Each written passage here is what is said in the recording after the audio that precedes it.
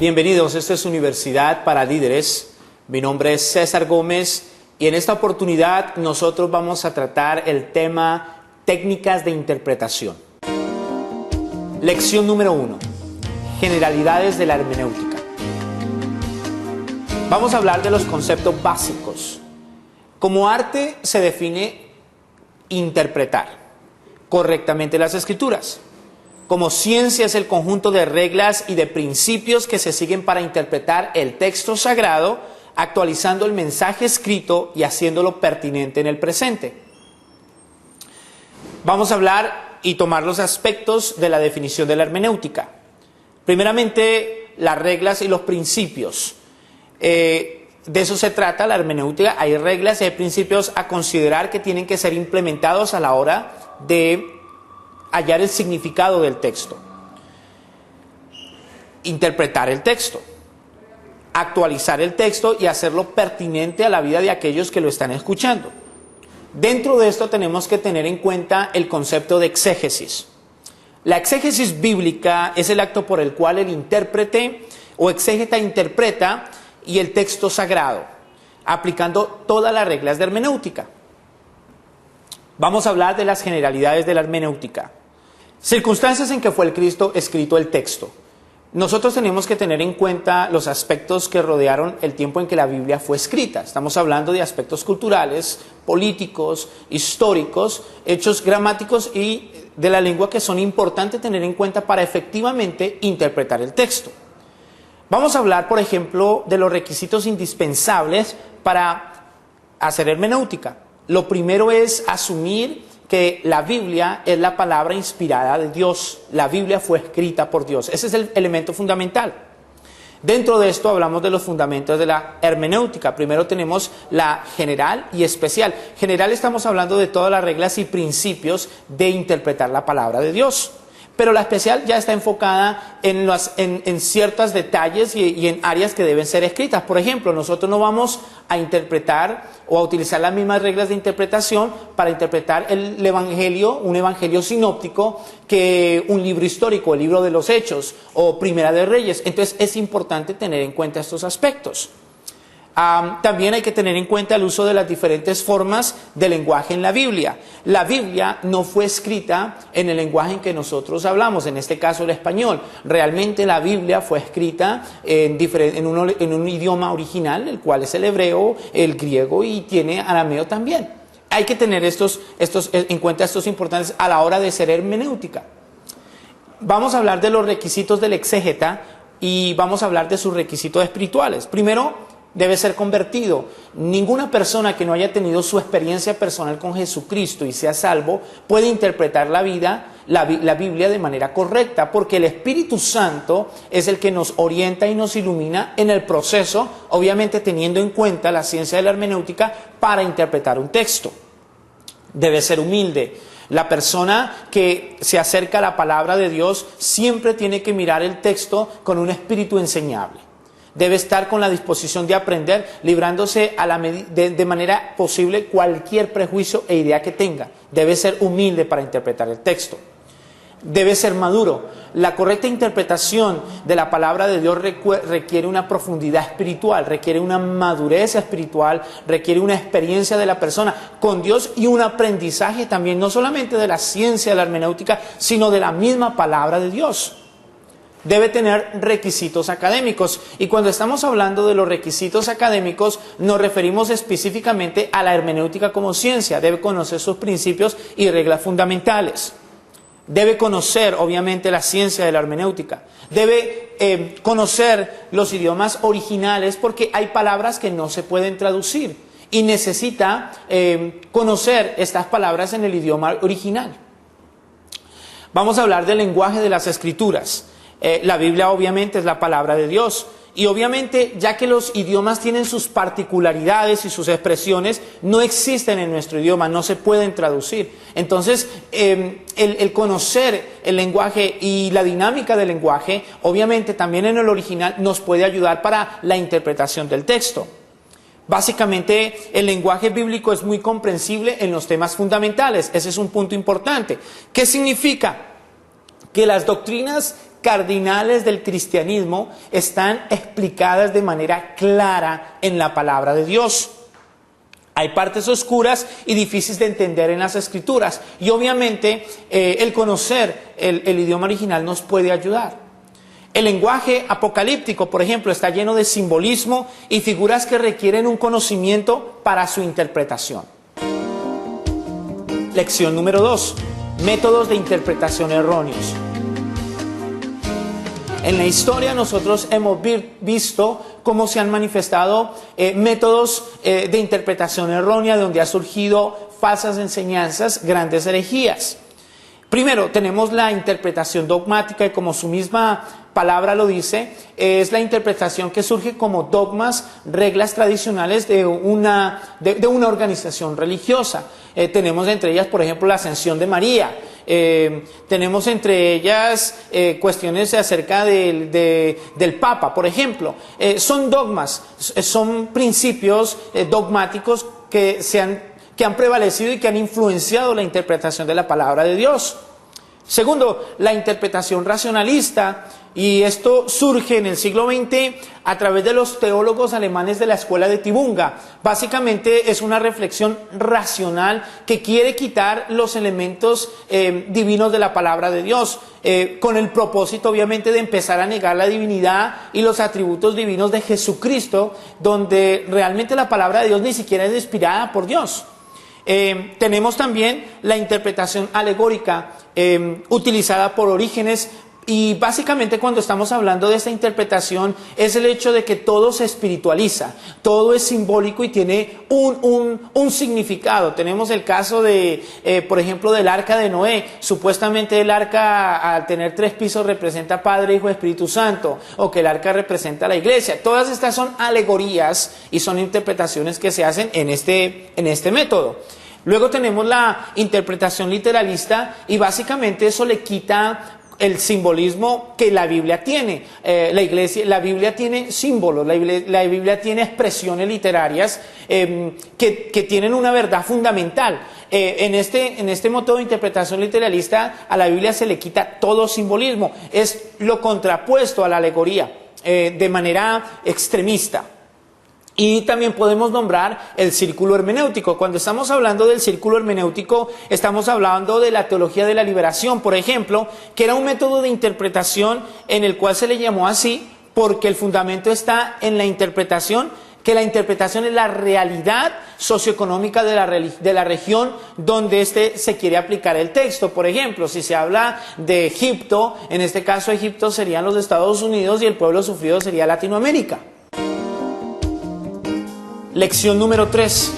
Reglas de interpretación del texto sagrado.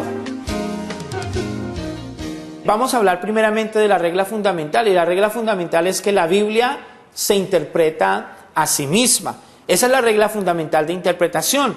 Y dentro de esta está la primera regla, que es interpretar en la Biblia en su sentido normal y ordinario. En otras palabras, es entender que la Biblia fue escrita por seres humanos comunes y corrientes, en los cuales Dios, utilizándolos de manera soberana, inspira la Biblia teniendo en cuenta las circunstancias y que involucraron al lector y la Biblia al escritor, perdón. Y la Biblia está escrita de tal manera que debe ser entendida de esa manera en la que fue escrita normalmente. La segunda regla es tomar las palabras en el sentido que indica el conjunto de la frase. Cada palabra, aunque tiene un significado diferente, la frase le da su significado. Por ejemplo, la palabra carne. La palabra carne puede hablar de nuestra condición humana como seres humanos, pero también la carne puede hablar de la naturaleza pecaminosa. Pero esto se da a entender en una frase. La frase le da sentido a la palabra, como lo acabamos de decir. La tercera regla es que el texto debe interpretarse en el contexto. Y cuando estamos hablando del contexto, estamos hablando del contexto social, estamos hablando del contexto cultural, que son los elementos que rodeaban el texto o el escrito en los momentos en que Dios inspira a los hombres. También tenemos que hablar del contexto bíblico, y en este caso estamos hablando del contexto próximo y del contexto remoto. Hablamos de los versículos anteriores o posteriores que hay que tener en cuenta. Estamos hablando de un contexto en el cual hay que tener en cuenta otros capítulos, el libro o inclusive la misma Biblia para poder interpretar el texto o el tema correctamente en su contexto en el cual fue escrito. Vamos a hablar de los paréntesis y el contexto. Nosotros vamos a notar que los escritores muchas veces estaban desarrollando un pensamiento y en medio de ese pensamiento hacían un paréntesis para tratar otro tema completamente diferente o hacer un énfasis en otro aspecto y luego volvían al tema. El contexto y el lenguaje literal y figurado. Tenemos que entender que la Biblia tiene una dinámica de lenguaje y hay cosas que fueron expresadas para ser de manera literal y específica y clara, y hay otras cosas que son figurativas, en las cuales son figuras o son expresiones del lenguaje para expresar verdades espirituales que tienen que ser tenidas en cuenta a la hora de interpretar un texto. La cuarta regla, que es tomar en cuenta el propósito del libro. Los escritores tenían un propósito en mente. Cuando un libro fue inspirado, cuando un libro fue escrito, no viene del vacío, no es aisladamente, sino que hay un propósito. El libro nos expresa un enfoque y una idea principal, y hay que tener en cuenta esto. La quinta regla es estudiar los pasajes paralelos. Cuando estamos hablando de pasajes paralelos, se entiende aquellos versos que tienen alguna relación o el mismo significado de palabras, ideas y enseñanzas generales. En el caso de que encontramos pasajes paralelos, ya sea en otro libro, en otro capítulo, que nos dan la idea y mantienen la misma idea del texto que estamos tratando de interpretar. También tenemos el paralelo de palabras, y este paralelo se usa en el conjunto de la frase o contexto que no puede interpretar una palabra, y por lo tanto se debe recurrir a otros textos que tengan alguna similitud o tengan el mismo sentido. Paralelo de ideas. Estamos hablando de que ideas son enseñanzas, narraciones y hechos contenidos en el texto o pasajes aclaratorios que relacionan con dicho texto oscuro o discutido. Y obviamente el paralelo de enseñanzas generales. Lección número 4. Figuras retóricas. Las figuras retóricas, entendemos que el lenguaje bíblico es un lenguaje muy rico en expresiones. Y dentro de la palabra de Dios, al leer los textos bíblicos, al leer los libros, encontramos expresiones cuyo propósito es expresar una verdad espiritual. Encontramos las figuras retóricas. Dentro de las figuras retóricas encontramos las figuras simples, como la metáfora. También encontramos las figuras compuestas, como la alegoría. El lenguaje literario de la Biblia es un lenguaje muy rico y tenemos que tener en cuenta estos aspectos. Si usted quiere profundizar en esto, el capítulo 4 le deja ver a usted cada una de las figuras retóricas que aparecen en la palabra de Dios y el significado y el propósito con el cual el escritor las usó. Siempre hay un propósito y hay que entender realmente la naturaleza de la figura literaria si nosotros queremos entender el pasaje o el texto bíblico y la verdad espiritual que nos quiere expresar el escritor. Vamos a hablar la lección número 5, los giros del lenguaje. Tenemos que entender que la Biblia también tiene sus dinámicas y sus expresiones en el lenguaje. Por ejemplo, dentro de ellos encontramos los hebraísmos. ¿Qué son los hebraísmos? Son expresiones o giros peculiares del idioma hebreo que ocurren en nuestra tradición, que ocurren en nuestras traducciones de la Biblia. Son expresiones, son idiomas que no se pueden traducir literalmente. Por ejemplo, la costumbre de llamar hijo de una cosa que se le daba una característica especial. Por ejemplo, hijos de luz. Eso podría ser un hebraísmo. También tenemos el hecho de hijo pacífico, hijos de desobediencia. Son aspectos o giros del lenguaje, en este caso son hebraísmos. Vamos a hablar de los casi hebraísmos. Estos son precisos para conocer la comprensión del texto, y es el uso peculiar de números o de algunas palabras que expresan hechos realizados. Por ejemplo, el número 10 significa varios. Entonces encontramos estos casi hebraísmos en la Biblia. El número 40, realmente cuando analizamos, el pueblo no estuvo 40 años exactos en el desierto, sino 37, 38 años, pero para redondearlo el escritor le dice que, utiliza el número 40, por eso se le llama casi hebraísmos. Los nombres de personas, se usaba el mismo nombre para diferentes personas. Por ejemplo, el faraón en este caso representaba el título que se le daba a todos los reyes de Egipto. Y nosotros encontramos esto en la palabra de Dios. Lección número 6. Interpretación especial del texto sagrado. Hay que tener en cuenta que nosotros no podemos acercarnos a cada naturaleza literaria de la Biblia de la misma manera. Cada una debe ser interpretada teniendo en cuenta sí los elementos de la hermenéutica, pero cada área o cada parte de la Biblia diríamos que se interpreta de manera diferente. Yo lo dije anteriormente, no podemos utilizar los mismos principios de hermenéutica para interpretar el libro, por ejemplo, de los Hechos, que se utiliza para el libro de Proverbios, porque es una naturaleza literaria y narrativa diferente. En este caso, por ejemplo, tenemos la sección narrativa, que comprende los evangelios, comprende algunas partes del libro de los Hechos. Por ejemplo, Génesis. Cuando hablamos de los primeros dos capítulos de Génesis, hay que entender la naturaleza narrativa y de ciertas palabras. Por ejemplo, ¿será que el día ahí se va a interpretar literalmente o no? Ciertos aspectos importantes que pertenecen a la naturaleza narrativa y que hay que tener en cuenta para poder interpretar eficazmente el texto. Luego viene la sección poética. Estamos hablando del libro de los Salmos, por ejemplo, en el que hay que entender en cuenta las dinámicas, los giros del lenguaje que el escritor le da. Hay que entender las emociones, y el libro de los Salmos es un libro donde se utiliza mucho el paralelismo, que hay que tener en cuenta a la hora de interpretar el texto. La sección profética, obviamente hay que tener también que es algo totalmente diferente la sección profética o la literatura profética a la literatura narrativa.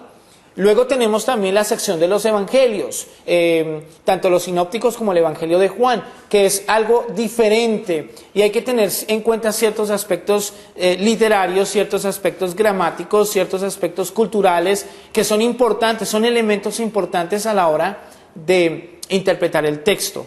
Luego viene la sección de Hechos, que aunque es una narración histórica de lo que sucedió en la iglesia primitiva después del derramamiento del Espíritu Santo, aspectos importantes. Entonces no vamos a interpretar el libro de Hechos de la misma manera que interpretamos el libro de Apocalipsis, por ejemplo. Tenemos la sección de las epístolas donde el apóstol Pablo, en su enfoque de instruir, en su enfoque de enseñar a la Biblia, de estructurar la doctrina que realmente debe guiar a la iglesia. Entonces, cuando nosotros tenemos todo en cuenta, la naturaleza de cada libro, sea que sea narrativo, poético, profético, sean los evangelios, sea el libro de Hechos, hay que entender en cuenta que tiene una naturaleza diferente y los principios deben ser aplicados de manera diferente. Por ejemplo, cuando hablamos de la sección del libro de Apocalipsis, dentro de la interpretación del libro de Apocalipsis hay escuelas de interpretación bíblica. Por ejemplo, tenemos los espiritualistas, donde todo dentro del libro de Apocalipsis no son hechos históricos necesariamente, no tiene una relevancia profética, sino que simplemente tiene un significado espiritual, y los hechos narrados o contados en el libro de Apocalipsis son principios espirituales para la iglesia. Luego tenemos los preteristas, que creen que todo lo que está escrito en el libro de Apocalipsis fue aplicable y sucedió para la iglesia del primer siglo. Tenemos los historicistas, que son hechos relevantes con la historia de la iglesia y del mundo desde ese comienzo hasta ahora, pero son así, hechos históricos. Finalmente tenemos los futuristas, que están hablando del sentido literal del libro de Apocalipsis. Y dentro de esto tenemos que entender ciertos aspectos. Por ejemplo, tenemos la escuela amilenialista. Cuando hablamos de la escuela amilenialista, estamos hablando de sus postulados principales. ¿Cuáles son? Por ejemplo, No existe un periodo literal de 1000 años, de ahí viene ese concepto de amilenialista. El reino terrenal al que se refiere la Biblia debe aplicarse a la iglesia. Cuando la Biblia habla del reino terrenal en el libro de Apocalipsis, está hablando de la iglesia según esta postura. Satanás fue atado desde el mismo momento que Jesucristo murió en la cruz. En otras palabras, en este momento no hay actividad diabólica. Según esta postura de los bienaventurados que dieron sus vidas por Dios en Apocalipsis 24, son los santos que murieron durante la iglesia. Y finalmente, la segunda venida de Cristo es un solo evento. Esta es la postura que ellos tienen. También tenemos la escuela postmilenialista y enseña fundamentalmente que la segunda venida de Jesucristo se efectuará después del milenio. En la era presente, la predicación del Evangelio efectuará progresivamente un aumento de paz, de bendiciones espirituales, hasta que se cumpla la profecía de Isaías 11:9. La tierra será llena del conocimiento de Yahweh. Entonces, por eso se le llama postmilenialismo, porque la segunda venida viene después del milenio. También tenemos la escuela premilenialista, que sostiene la literalidad de los 1000 años en el cual Jesucristo gobernará políticamente el mundo con su esposa, que en este caso es la iglesia, y obviamente siendo los súbditos los judíos y los gentiles que queden de la gran tribulación. Durante este periodo Satanás será atado durante obviamente 1000 años, y esta última postura es la que será defendida en este caso. Ahora obviamente tenemos que tener una nota aclaratoria. Dentro del cuerpo de Cristo vemos diferentes posturas teológicas. Sin embargo, siempre y cuando se mantengan una concordancia y un acuerdo en las enseñanzas cardinales del Evangelio y de la doctrina cristiana, no hay ningún problema. Siempre y cuando, por ejemplo, todos creamos que Jesús viene otra vez. Esa es una enseñanza cardinal. Entonces, realmente no afecta el hecho de que una persona sea premilenialista o postmilenialista, ya que hay un acuerdo en una doctrina cardinal del cristianismo. Lección número 7. Vamos a hablar del método normal de interpretación. Cuando hablamos del método normal de interpretación, nosotros tenemos que tener en cuenta, por ejemplo, el método literal gramático histórico, donde nosotros tenemos que tener en cuenta los aspectos históricos que rodeaban la inspiración del texto y el hecho de que el texto fue escrito, pero también las dinámicas y la manera en que el lenguaje se maneja dentro de la palabra de Dios. Hay que entender todos estos aspectos para que podamos interpretar la Biblia correctamente.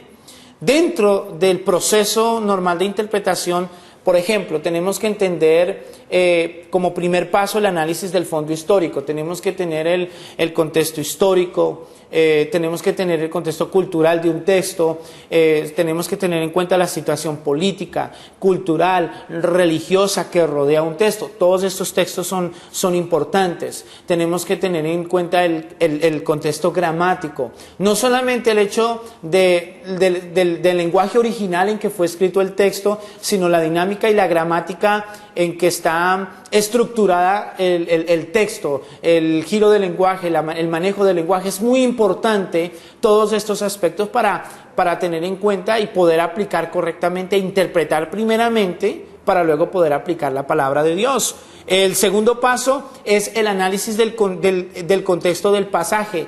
Hay que entender el contexto del pasaje y el lugar que ocupa dentro ya sea del párrafo de la Biblia, ya sea del capítulo, como hablamos anteriormente, el contexto próximo y posterior del mismo texto que tiene que ser tenido en cuenta. Debemos darle un análisis al contexto del pasaje y cómo los elementos del contexto del pasaje afectan y, digamos, influencian y los aspectos que influencian para poder entender el verdadero significado del texto. Esto es una exégesis correcta, en otras palabras.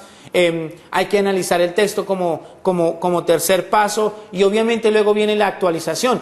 Una vez que nosotros tomamos en cuenta los pasos de exégesis y permitimos que sea el texto el que nosotros nos dé el significado, no imponiéndole al texto el significado, sino al contrario, que sea el texto el que hable teniendo en cuenta todo el proceso científico de la hermenéutica. Entonces nosotros podemos llegar al proceso de actualización o aplicación, en el que nosotros establecemos un puente entre el pasado y el presente, y le dejamos saber a las personas la relevancia que tiene ese texto en sus vidas, para que entonces ellos puedan aplicarlo dentro de los principios de la palabra de Dios, dentro de sus vidas. Es importante tener en cuenta, cuando nosotros hacemos exégesis, recordemos que exégesis es sacar las verdades del texto.